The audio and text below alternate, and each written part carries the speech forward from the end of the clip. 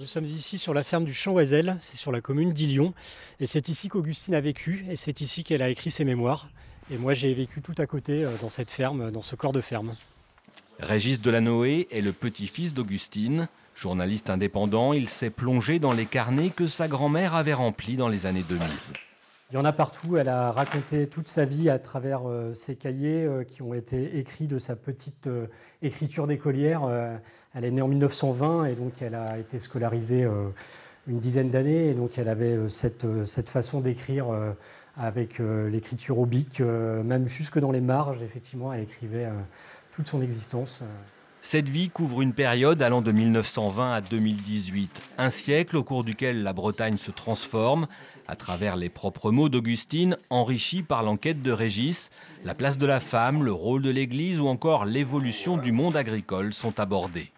J'avais pas forcément pris conscience du trésor patrimonial, en l'occurrence matrimonial même, que ça représentait. Je pense que c'est assez rare d'avoir un tel témoignage écrit de la part d'une personne vivant dans un milieu modeste et qui est restée, qui n'a pas fait d'études finalement, et qui avait ce regard critique sur sa vie, sur l'évolution du siècle, à la fois sur son existence, mais quelque chose de finalement assez universel.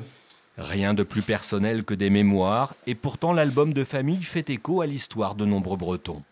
À partir de la vie d'une anonyme, on se rend compte que c'est la vie de plein de gens. Des Augustine, il y en a plein dans plein de familles.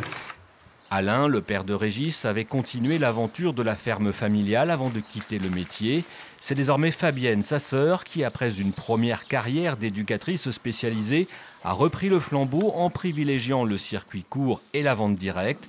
Une reconversion opérée juste avant le décès d'Augustine. Je pense qu'elle a surtout été surprise et puis contente en fait également aussi très vite parce que ça permettait aussi de poursuivre cette activité, cet héritage agricole qu'il y a dans la famille depuis déjà de nombreuses générations.